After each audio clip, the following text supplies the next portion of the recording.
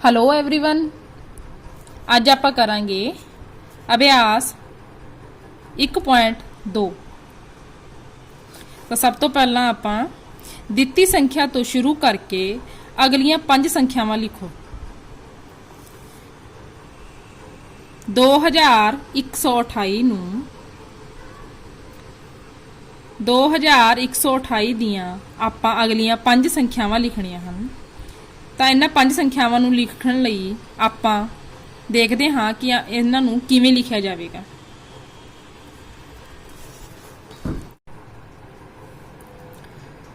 ਦੋ 2128 ਦੀਆਂ ਅਗਲੀਆਂ 5 ਸੰਖਿਆਵਾਂ ਪਤਾ ਕਰਨ ਲਈ ਪਹਿਲਾਂ ਆਪਾਂ ਇਸ ਵਿੱਚ 1 ਜੋੜਾਂਗੇ। 2128 ਦੀ ਅਗਲੀ ਰਕਮ 2129 है।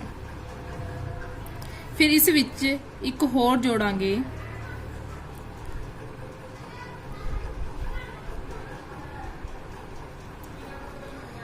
इस तो अगली रकम 2130 है।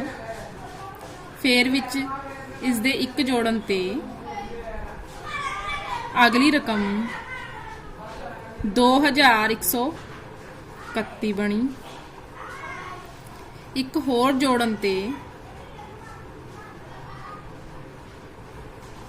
2132 बनी।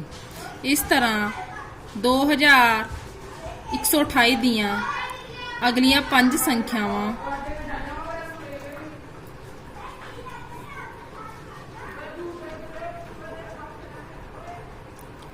2133 तक बनदियां हैं। ਦਿੱਤੀ ਸੰਖਿਆ ਤੋਂ ਸ਼ੁਰੂ ਕਰਕੇ ਪਿਛਲੀਆਂ 5 ਸੰਖਿਆਵਾਂ ਲਿਖੋ। 1004 ਦੀਆਂ ਪਿਛਲੀਆਂ 5 ਸੰਖਿਆਵਾਂ ਲਿਖਣ ਲਈ ਆਪਾਂ 1004 ਵਿੱਚੋਂ 1 ਘਟਾਵਾਂਗੇ। ਇਸ ਤਰ੍ਹਾਂ 1004 ਤੋਂ ਪਿਛਲੀ ਰਕਮ 1003 है। फिर ਆਪਾਂ 1003 ਵਿੱਚੋਂ 1 ਘਟਾਉਣ ਤੇ ਆਪਣੀ ਰਕਮ 1002 ਆਈ। 1002 ਵਿੱਚੋਂ 1 ਘਟਾਉਣ ਤੇ ਰਕਮ 1001 ਬਣੀ। ਫਿਰ ਇਸ ਵਿੱਚੋਂ 1 ਹੋਰ ਘਟਾਉਣ ਤੇ पूरा 1000 ਬਣਿਆ। ਹੁਣ ਇਸ ਵਿੱਚੋਂ 1 ਘਟਾਉਣ ਤੇ ਅਗਲੀ ਰਕਮ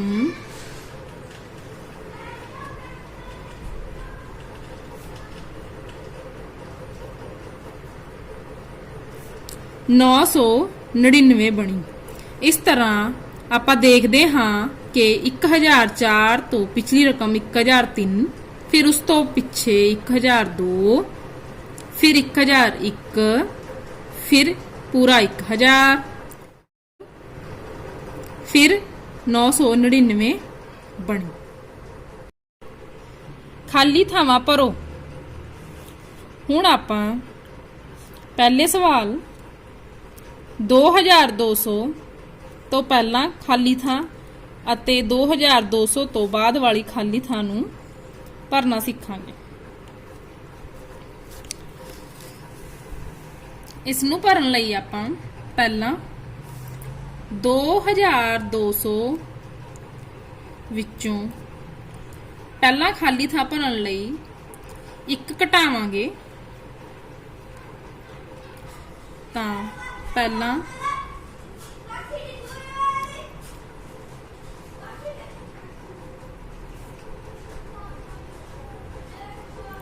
इस तरह 2200 तो पहला 2199 आवेगा। फिर 2200 तो बाद वाली रकम देखने लई आपां 2200 विच 1 जोड़ांगे। इस तरह ਬਾਅਦ ਵਿੱਚ 2201 ਬਣਿਆ। ਸਮਝੋ ਅਤੇ ਕਰੋ। ਆਪਣਾ ਪਹਿਲਾ ਸਵਾਲ ਹੈ 723 733 743। ਤਾਂ ਇਸ ਨੂੰ ਕਰਨ ਲਈ ਆਪਾਂ ਦੇਖਦੇ ਹਾਂ 723 733 743।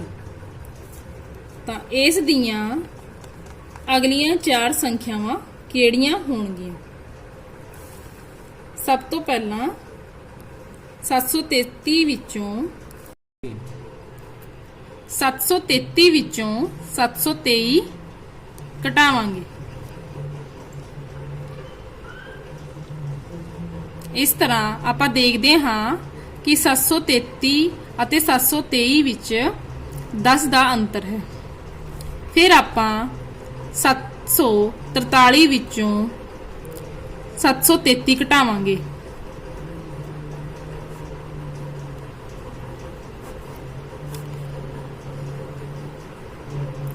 ਆਪਾਂ ਨੂੰ ਪਤਾ ਲੱਗਦਾ ਹੈ ਕਿ 743 ਅਤੇ 733 ਵਿੱਚ ਵੀ 10 ਦਾ ਅੰਤਰ ਹੈ। ਇਸ ਦੀ ਅਗਲੀ ਰਕਮ ਪਤਾ ਕਰਨ ਲਈ ਆਪਾਂ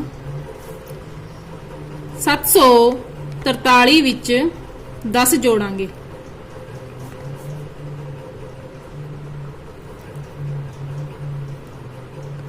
ਇਸ ਦੀ ਅਗਲੀ ਰਕਮ 753 ਬਣੀ। ਫਿਰ 753 ਵਿੱਚ 10 ਜੋੜਾਂਗੇ।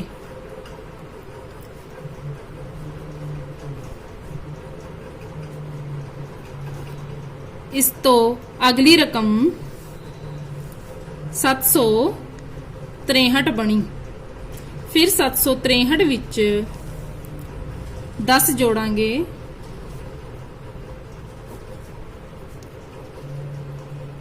ਤਾਂ ਇਸ ਤੋਂ ਅਗਲੀ ਰਕਮ 773 ਬਣੀ।